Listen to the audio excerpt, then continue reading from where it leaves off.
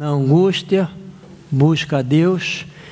E o texto bíblico, Salmo 143, do versículo 1 ao versículo 12.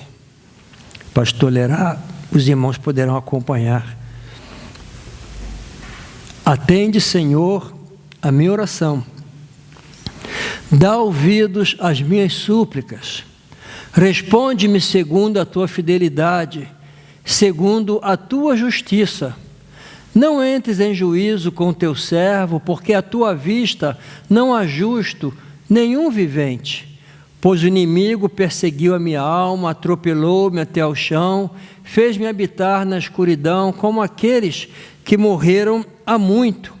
Por isso, dentro de mim, esmorece o meu espírito, e o coração se vê turbado. Lembro-me dos dias de outrora, penso em todos os teus feitos, e considero nas obras das tuas mãos. A ti levanto as mãos, a minha alma anseia por ti como terra sedenta. Dá-te pressa, Senhor, em responder-me. O espírito me desfalece, não me escondas a tua face, para que eu não me torne como os que baixam a cova. Faze-me ouvir pela manhã da tua graça, pois em ti confio. Mostra-me o caminho por onde devo andar, porque a ti elevo a minha alma. Livra-me, Senhor, dos meus inimigos, pois em ti é que me refugio. Ensina-me a fazer a tua vontade, pois tu és o meu Deus. Guie-me o teu bom espírito por terreno plano.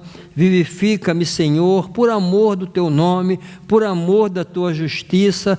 Tira da tribulação a minha alma, e por tua misericórdia, dá cabo dos meus inimigos e destrói todos os que me atribulam a alma, pois eu sou teu servo. Amém?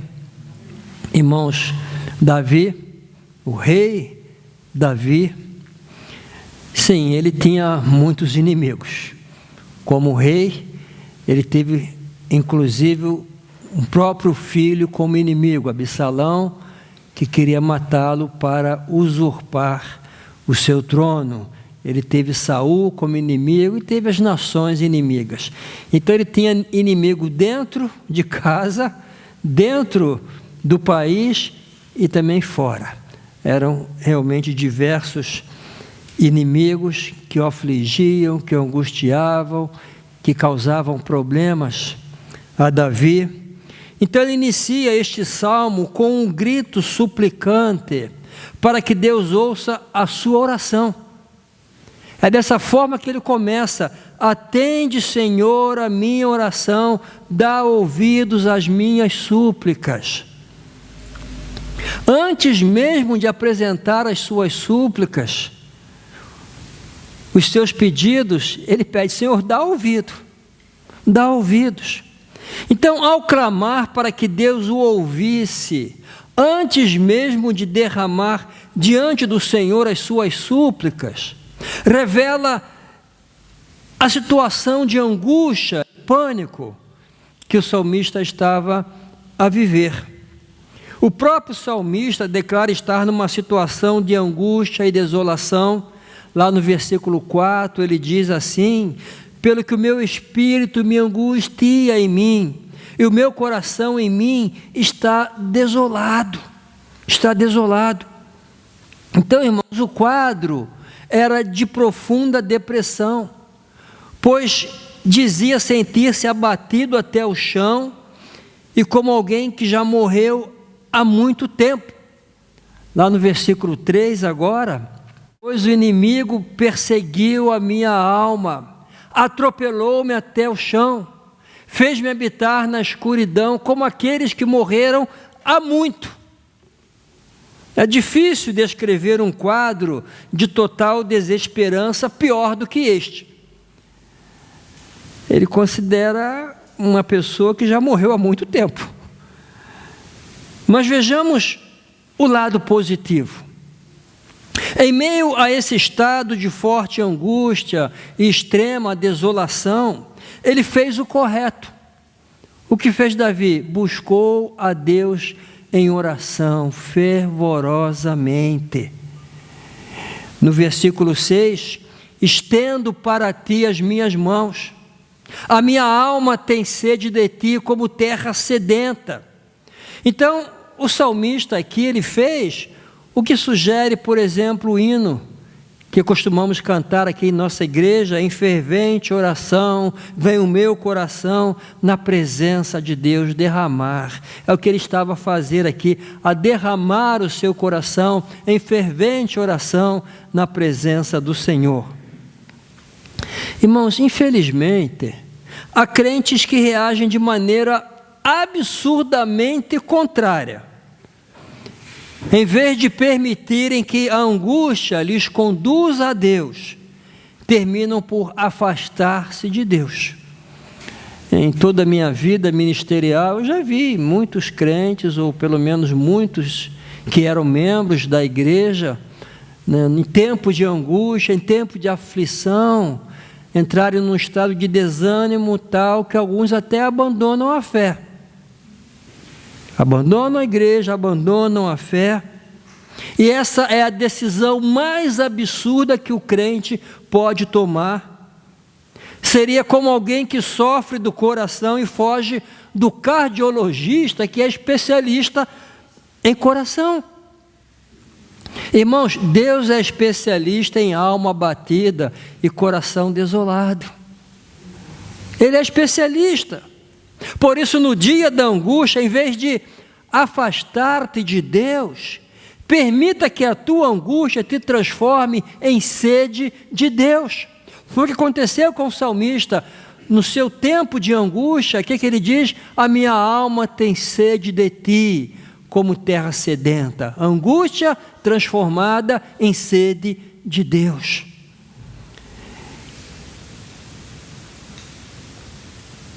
E assim como o salmista, que tens a capacidade de dizer, a minha angústia pode ser grande, posso sentir-me abatido até o chão, mas estendo para ti as minhas mãos. Não vou desistir, não vou desanimar. Essa é a decisão mais sensata, mais correta, mais segura, é a melhor decisão. O que já aprendemos no Salmo 91, os irmãos que participaram aqui dos cultos, em que estudamos o Salmo 91, e o salmista começa assim: aquele que habita no esconderijo do Altíssimo, à sombra do Onipotente, descansará. Habitar no esconderijo do Altíssimo, ter comunhão com o Senhor. Então estás angustiado, preocupado, aflito. Não permitas que esta angústia te afaste do Senhor, ao contrário, venha para o esconderijo do Altíssimo e encontre descanso na sombra do Onipotente. Notem também a promessa que temos no Salmo 37, versículo 5, entrega o teu caminho ao Senhor, confia nele e ele o fará. Eu gosto mais de outra versão, irmão, que diz assim: e ele tudo fará. Tudo. E tudo é tudo. Como eu costumo dizer, tudo é tudo. Não há nada que Deus não possa fazer e não há nada que fuja ao controle de Deus.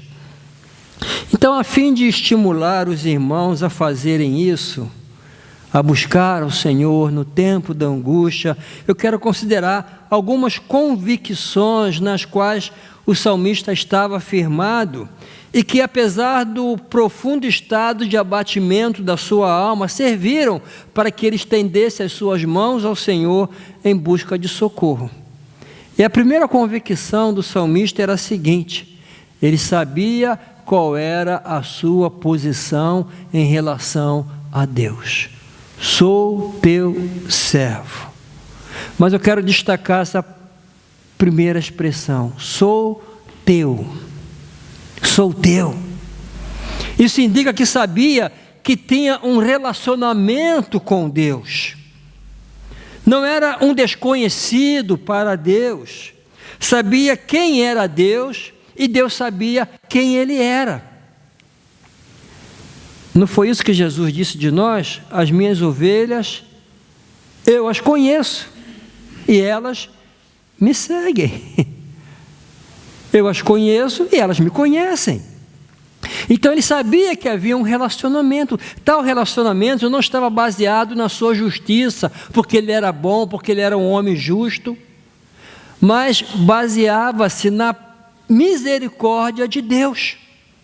Lá no versículo 2 ele ora assim: não leves o teu servo a julgamento, pois ninguém é justo diante de ti.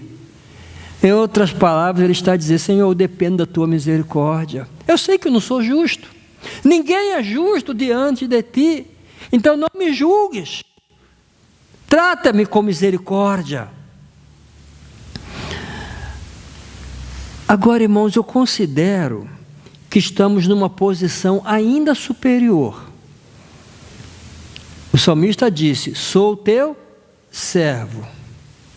Apesar de ser uma honra sermos servos do Senhor, eu sou servo do Senhor, para mim isso é uma honra, um privilégio. Mas Jesus nos colocou numa posição ainda mais elevada. No Evangelho de João, capítulo 15, versículo 15, ele diz assim: já não vos chamo servos, porque o servo não sabe o que faz seu Senhor, mas eu vos chamo amigos. Amigos. No Antigo Testamento houve um homem que foi chamado amigo de Deus, Abraão. Mas agora Jesus chama-nos todos nós, ele nos chama de amigos. Sois meus amigos.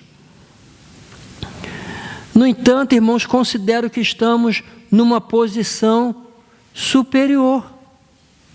Esse é o relacionamento que temos com o nosso Deus.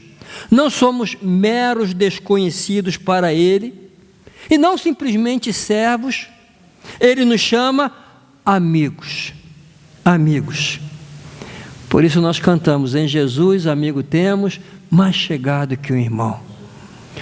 E por isso podemos estender-lhe as mãos para que nos ajude em nossa angústia, como quem estende a mão ao seu grande e melhor amigo, que se preocupa, que está aí para ajudar. Então, em primeiro lugar, ele tinha essa convicção da sua relação com Deus. Eu sei quem Deus é, Deus sabe quem eu sou, e temos uma relação de amizade muito próxima. A outra convicção que ele tinha era sobre a bondade de Deus. Ele diz no versículo 10: o teu Espírito é bom, é bom. O salmista podia estar a passar por um tempo mau, mas Deus continuava a ser bom, bom, sempre bom. Por isso, lá no Salmo 23, ele diz: certamente que a bondade e a misericórdia me seguirão todos os dias da minha vida. Nota, irmãos, a bondade me seguirá todos os dias da minha vida. Não importa se o dia é mau, não importa se estou na cama, no leito de dor, no hospital, se estou desempregado, se estou a passar por algum problema financeiro, problema na família, a bondade me seguirá todos os dias da minha vida. Deus é bom, sempre bom, e me acompanhará com a sua bondade todos os dias.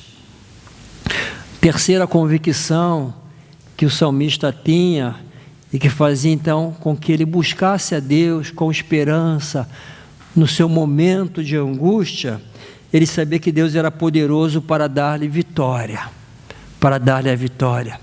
Lá no versículo 5 ele diz assim: lembro-me dos dias antigos, considero todos os teus feitos, medito nas obras das tuas mãos. O que ele está a dizer: Senhor, eu lembro de tudo que fizeste, das suas maravilhas.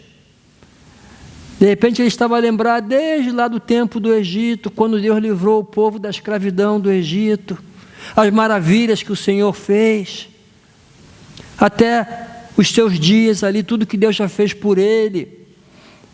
Deu vitória a ele sobre um leão, sobre o urso, sobre o gigante Golias. Então eu sei que o Senhor é poderoso, o Senhor já fez no passado e vai fazer hoje.